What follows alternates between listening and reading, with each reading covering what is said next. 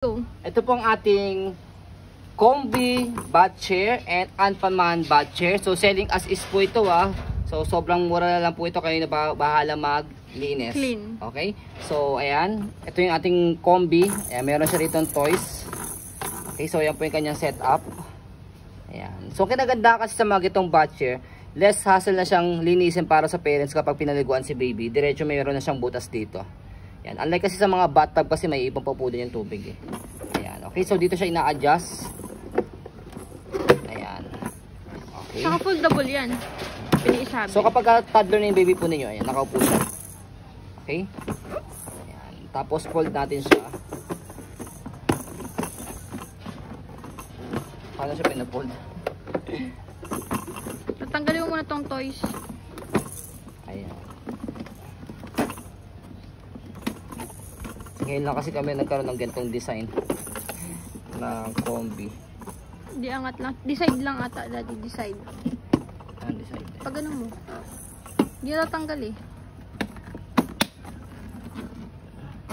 Hindi natanggal yan. Kaya lang. Pinahirapan pa tayo no? Mura na nga lang. Hindi natatanggal. Paside nga. Hindi rin. Hindi na ikot. O sige, tayo may fold doon. Ayan. I-squeeze lang siyang gano'n. Kasi naka-clip siya. I-squeeze lang siyang gano'n. Ayan. Tapos, fold natin siya. Tama ba?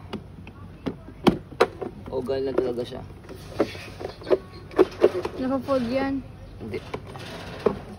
Hindi siya naka-fold paharap. So, gano'n talaga yung folding niya. Pati, naka-fold yan. Ayan na. I-squeeze ka na. Sige, ikaw. Sige. Hindi siya naka-fold. Sa ano kasi? Si Africa kasi foldable. Ganun lang talaga siya. Unlike kasi ito ni Anpanman sa kabila is, ayan, meron siyang toys dito. Kaya Anpanman maganda kasi marami siyang toys. So pauna na lang kayo. Ayan. Okay. Tapos, pero ganito ayan, lang. Ganyan lang pagkakahiga. ayan. Pares naman siya. Nakahiga. Tapos kapag, yan, iangat nyo na siyang ganyan kapag gusto nyo pa siyang ipang toddler.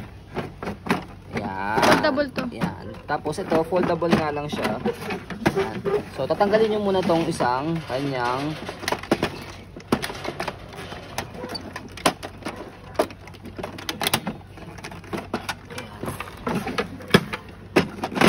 foldable. Yun siya lang isang foldable na natutupin ganito. Ayan. Okay?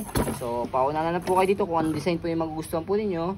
And budget may lang naman po yan. So, ayan po. Maraming salamat. Have a nice day and God bless po.